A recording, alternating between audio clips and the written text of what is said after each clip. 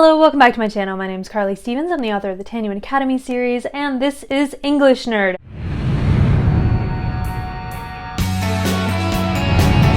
Yes, just a note about the Tanyuan Academy series. Kingdoms on Fire, the last installment in the series, is coming out July 6, 2021. And so if you're watching this after that, the book is out. You should run and go get it. If you're watching it before that, it is on pre-order anywhere that you would normally get books. And so definitely pick yourself up a copy. It is an ebook, paperback, and hardcover. And if you like young adult fantasy in particular, this is going to be your jam. Okay, so I wanted to begin a kind of mini series about creating compelling and realistic characters. So I wanted to lay the groundwork with three basic but important ideas. So three of the best ideas for creating realistic, compelling characters. Number one is going to sound a lot like my number one tip for just being a better writer in general, but it's absolutely the case for characters as well, and that is be weirdly specific. Life is in the details. If you say she was beautiful, then we can kind of picture something. But if you say that her features were perfectly symmetrical, all except for a black mole on the side of her nose that had a single hair growing out of it that, you know, matched her dark eyes, then suddenly we have something that is a lot more memorable, and we don't need to go into an enormous amount of detail. Saying be weirdly specific isn't saying spend a lot of time on description necessarily. I mean, if that's the style of writing that you like, go for it, but that's not what I'm saying. What I'm saying is when you do give a description, be very specific about that. So what are some of the tics that your character has? I know that Firian, one of my main characters, picks the skin around his ring when he's nervous. Or I have another character in a series coming up who has this weird superstition that he's never really thought through. He just grew up thinking that if he turned his socks inside out that they would stay clean longer. So just give them something that is weirdly specific to them, and depending on how important the character is to the story, give them more than one something. Don't draw an enormous amount of attention to it necessarily, just have that be part of who they are. So don't shy away from being really specific. I mean, what are they passionate about? What do they love? I would assume that they're not just floating through life unsure about everything. Is there something that really gets their blood moving? Is it the, looking up at the stars? Is it EDM music? Is it whatever it is? And really go into that mindset in a specific way. Something that's weirdly specific is going to be far more memorable than something that is more cookie cutter general.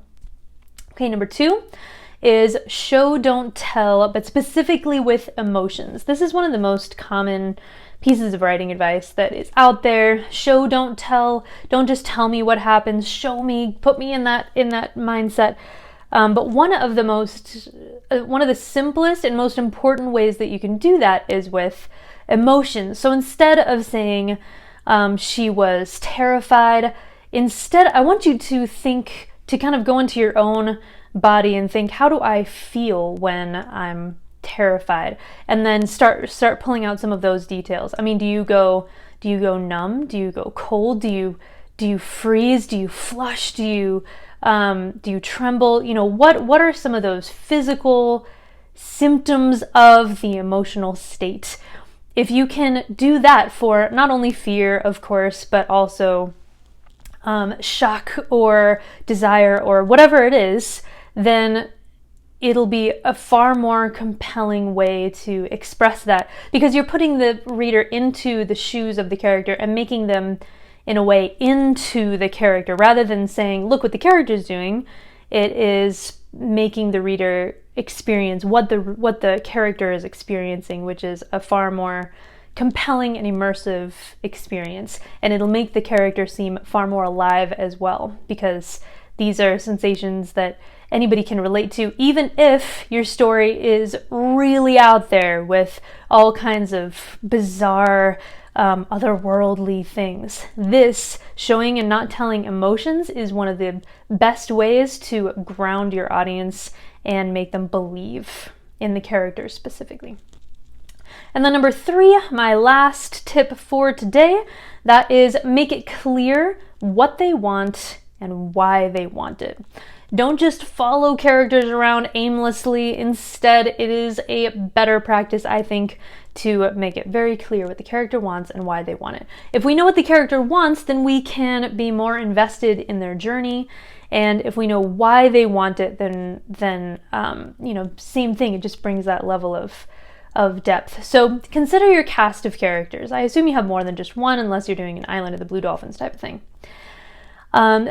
Maybe they all want the same thing, but they all want it for different reasons. Maybe they all want to overthrow the evil empire, but they want to do so for revenge, or for because they support the person who's going to take over after the empire, or because they want peace in some form so that they can retire from the military. I mean, what is the purpose for wanting what they want? When you make those things clear, then your readers will be more invested in them, because we all want things, we long for things, and when characters do the same in a way that's relatable, then you can take them on a crazy journey. It doesn't really matter what the outlandish situation is that they find themselves. We are going to go along with them, and we're going to believe them as characters. So those are my top 3, or my initial 3 tips for creating realistic and compelling characters. I'm going to have a couple of follow-up videos addressing different aspects of creating realistic characters, or what to do when a character just seems to be falling flat and not coming to life. So look out for those videos in the future. Until then, like this video if you like it. Don't forget to subscribe for more English nerdy goodness, and I will see you on Monday. Bye.